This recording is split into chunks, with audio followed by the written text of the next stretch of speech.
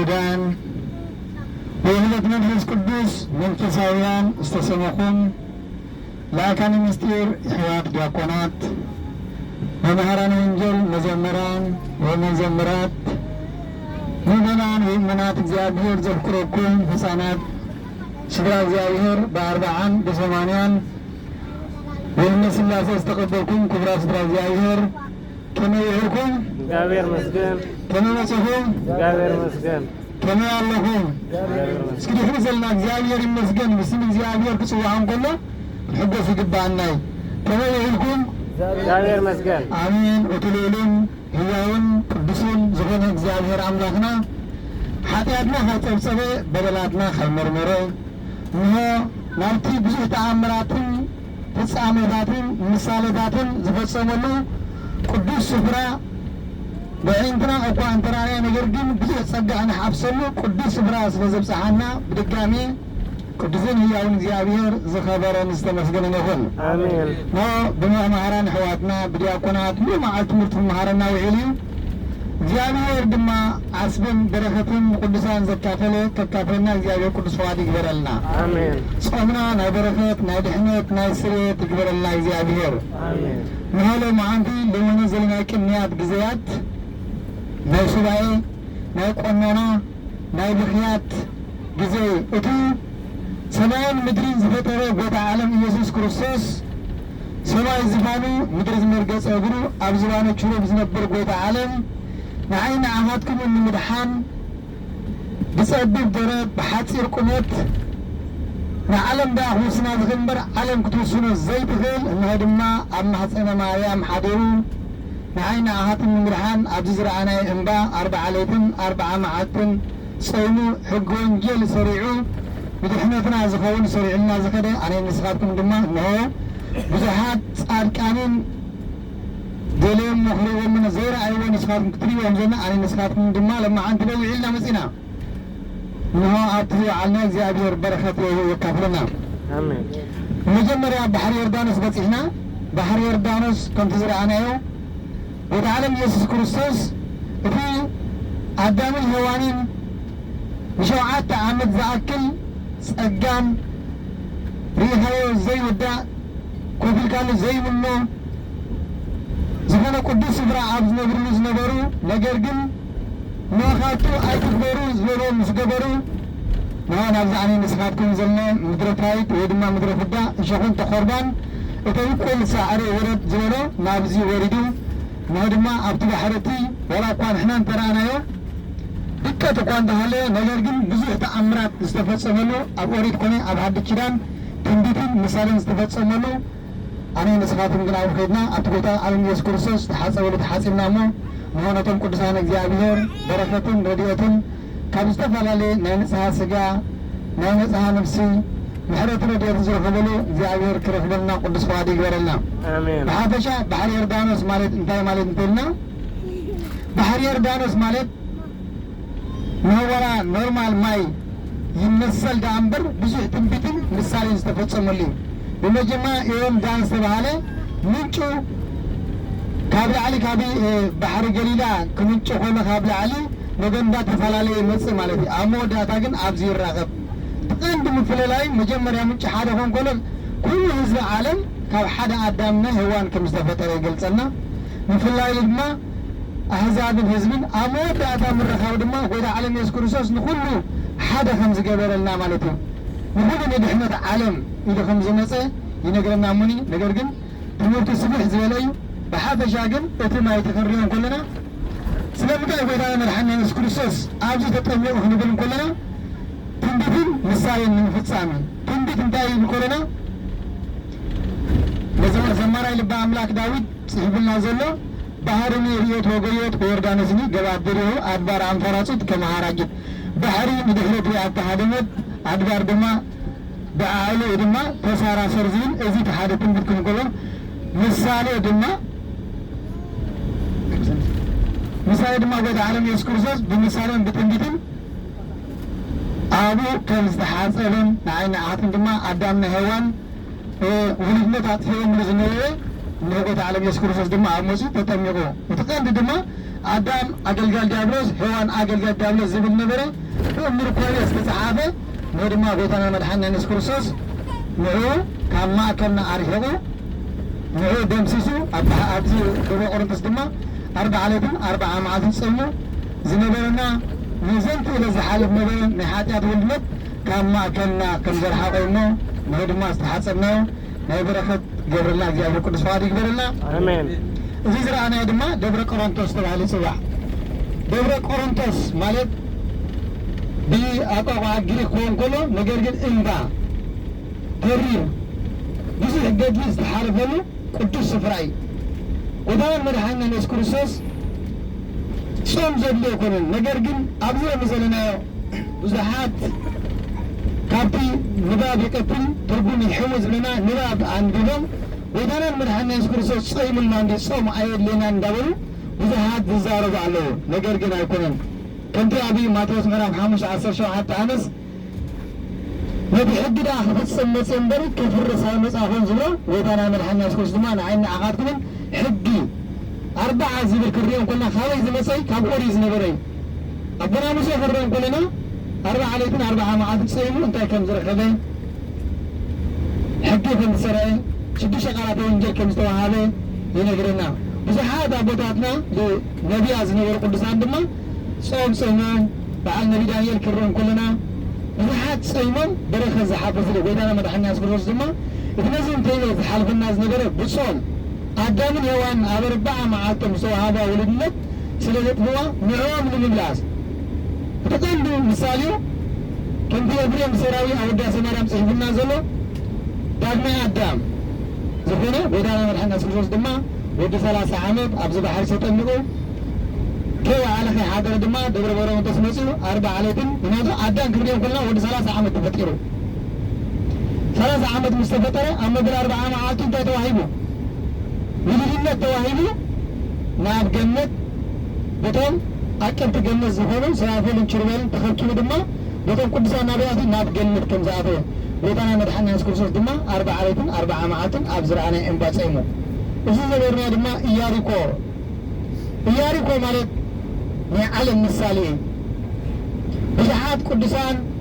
እግዚአብሔር ኣምላኽ ድሕነት ዝሃቦም እስራኤላውያን ናብዚ ዝረኣናዮ ኣተዮም ናብዛ ምድረ ከነዓን ምድረ ተስፋ ዝተባሃለት ቅዱስ ስፍራ ኣነ ንስኻትኩም ዝረኣናዮ ኣለዉ እኳ ብምዕራባውያን ምዕራብ ማለት እዩ ተኸባት እምበር ብዙሓት ክርስቲያን ኣለዋ ማለት እዩ። ካብ ዓለምና ድማ እዛ ዝዓበት ከተማ ናይ ጥንቲ ከተማ ተባሂላ ትፅዋዕ። ቅዱሳን ኣቦታትና ነዚ ብዙሕ ሓረሎም ክርእዮ ነገር ግን ኣይረኣዩሎም። ኣነ ንስኻትኩም ግና ርኢናዮ። እዚ ቦታ እዚ ክርዮም ኮለና ብዙሕ ተምሪ ዝነብሮ ዘለዎ ቦታ ዓዲ ተምሪ ዓዲ ወርሒ ተባሂሉ ብዙሕ ኣስማት ይፅዋዓሉ ማለት እዩ። ነቢ እስራኤላውያን 40 ዓመትን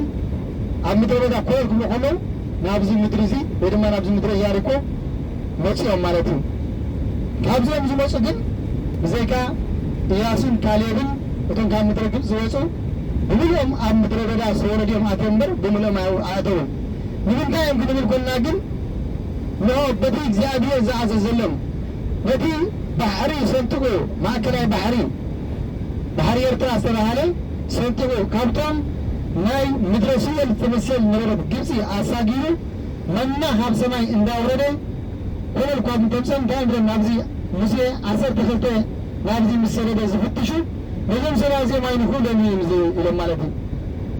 ኣብዚ ናይ ሓንቲ ኣመንዝራ ረሃብ ዝተባሃለት ፀንሐቶም ይብለና እሞኒ ኣብዚ ቦታ እዚ ግና እንታይ ብለማ ኢያሱን ካሌብን ንስኽሲ ናብዚ እንድሕር ደኣ መፂና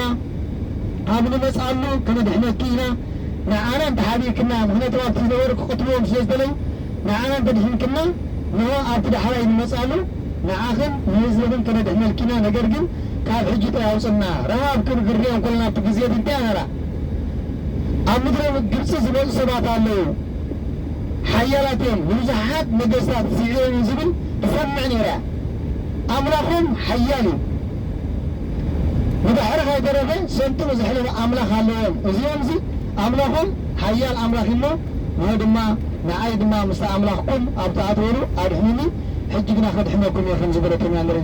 ቅዱሳን አቦታትና ከዘንትውና ኸሎ ማለት ነው አሞዳታ ዚያቶም ናብቲ ዝነበሩ ክምለሱ ከሎ በቲ እግዚአብሔር ዝሃበና ሓይሊ ንብብለን ብስዕረና ክብሎ ከሎ እቶም ገሊኦም ግን ኣይንስዕረና ከመይ ጌርኩም ከምኡ ትብሉ ናብ ምድረ ግብፂ ምለሱና ናብቲ ዝነበርናዮ ምለሱና እንዳበሉ እሞ እግዚአብሔር አምላክ ድማ ኣብ ልዕሊኦም ተቆጢዑ ብዙሓት ከም ዝኸዱ ብዘይካ ኢያሱን ካሌብን ድማ ምድረ ርስቲ ዝወረሰ ከም ዘይብሎም ነዛ ዝረኣና ድማ ፍርስራስ ኢያሪኮ ተባሂላ ትፅዋዕ ወይም 7 ግዜ ኩሎም ታቦት እግዚአብሔር ሒዞም ኣብ ምድረ 7 ግዜ ከም ዝፈረሰት እሞ ከምቲ ኢያሱ ድማ ዝሓገገ ነዚኣ ሕግያ ዘቆመ በክሮ ወዲቀ ዘብ ወይ ድማ ነዚኣ ዝሰርሐ ኣቂድ እግዚአብሔር ርጉም ይኹን ዝረገማ ክሳብ ሎሚ ፍርስራስ ኢያሪኮ ተባሂላ ትነብር ዘላ ኣብቲ ሓንቲ ዲያቆን ወድና ዝገለጸልና ንፀጋምና ዝነበረት ክሳብ ሎሚ ተሰሪሓ ዘይትፈልጥ ፍርስራስ ኢያሪኮ ብሓፈሻ ግን ኢያሪኮ ማለት ናይ ዓለም ምሳሌ ከምቲ ብልቋሲ ምዕራፍ 10 ዘሎ እንተሪእናዮ ኖ ኢየሩሳሌም ናይ ገነት ምሳሌ ክምሰልን ኮላ ኢያሪኮ ድማ ናይ ዓለም ምሳሌ እያ ኣብይ ክርአን ኮልና ኣብዚ ወንጌላዊ እዚ ዝፀሓፈልና ኖ ሓደ ሰብኣይ ይብለና ካብ ኢየሩሳሌም ናብ ኢያሪኮ ይወርድ ነበረ እሞ ከፈርቲ ድማ መፅኦም ቀጥቀጥዎ ቀጥቂጦም ድማ ኩሉ ቤተኑ ኣብ መሬት ደርበይዎ ቀጥቀጥዎ ይብለና ሓደ ሳምራዊ መፅኡ ሓደ ካህን መፅኡ ጥሒስዎ ሓለፈ ሓደ ሳምራዊ መፅኡ ድማ ጥሒስዎ ኣብ መወዳእታ ድማ ሓደ ዕብራዊ መፅኡ ኣልዒሉ ኣብ ኣድጉ ሰቆረ ይብለና እቲ ናይዚ ክሪኦም ኮልና ትርጉሙ እቲ ኣንድምቱ እቲ ሰብኣይ መን ይኽልብል ኮለና ኣቦና ኣዳም እቶም ዝሓለፉ ድማ ብዙሓት ነቢያት መፅኦም ከትቦ መንግስቲ ኣምላክ ከውርሱ ኣይከኣሉን ካህን መልከ ጼዴቅ መፅኡ መስዋዕትና ንክስሙ ዝኽኣለ እምበር ክድሕኑ ኣይከኣለን ኣብ መወዳእታ ግን ሎ መፅኡ ብለና ጎይታናን መድሓኒና ኢየሱስ ክርስቶስ መፅኡ ከም ዘውፅኦ ኖ ኢያሪኮ ናይ ዓለም ምሳሌ ክምሰል ኮላ ኢየሩሳሌም ድማ ናይ ገነት ምሳሌ ኣቦና ኣዳም ኣዴና ሄዋንን ኣብቲ ገነት ክነብሩ እንከለዉ ኣብ መወዳእታ ኣይትብልዑ ምስ በልዑ ብሰይጣን ወይ ድማ ብዲያብሎስ ተታሊሎም ኣብ ውሽጢ ከይሰኣቱ ማለት ኣብ መወዳእታ ናብዚ ምድሪ ከም ዘውረዶም ኣብ ትሕቲ ዲያብሎስ ድማ ብዘንቲነት ን5,500 ዓመት ዝኣክል ኣብ ትሕቲ ዲያብሎስ ይርገፁ ነይሮም ማለት እዩ ብዙሓት ነቢያት ለሚኖም ብዙሓት ጻድቃን ለሚኖም ነገር ግን ብዙሓት ለሚኖም ክድሓኑ ኣይከኣሉን ኣብ መወዳእታ ግን ጎይታናን መድሓኒና ኢየሱስ ክርስቶስ መፅኡ ኣድሓኖ ኣብ ኢያሪኮ ድማ ክንሪኦ ኮልና ብዙሕ ተኣምር ተገይሩ ከም ዘለና ዘኬዎስ ኣብ ሉቃስ ምዕራፍ 19 ክንሪኦም ኮለና ዘኬዎስ ጥንተ ነገሩ መን ክብል ኮለና ቀራፂ ነሩ ሕል ህይወቱ እንታይ ነሩ ቀራፂ ወይ ድማ ከምዚ ኣባና እንታይ ዝበሃል ምንችቤ ዝበሃል ገንዘብ ዝቆርፅ ሓረጣ ዝቕበል ይነሩ ኣብ መወዳእታ ግን እግዚኣብሔር ክዕረቀካ እንከሎ እግዚአብሔር ጸጋኻ ክመልሰልካ እንከሎ ብዝተፈላለየ ነገር ይመልሰልካ ማለት እዩ ወገናን ህዝበ እግዚአብሔር ኣነ ንስኻትኩም ክንደይ ግዜ ትምህርቲ ተሰሚኹና ወላ እኳ ብዙሕ ግዜ ዘይመለስ እምበር ብዙሕ ግዜ ና ትምህርቲ ተማሂርና ዘኬዎስ ግን በታ ሓንቲ ትምህርቲ ናብ ገዙ ጎይታናን መድሓኒና ኢየሱስ ክርስቶስ ምስ መፀ ብሙሉእ ሓራጢ ሂቡ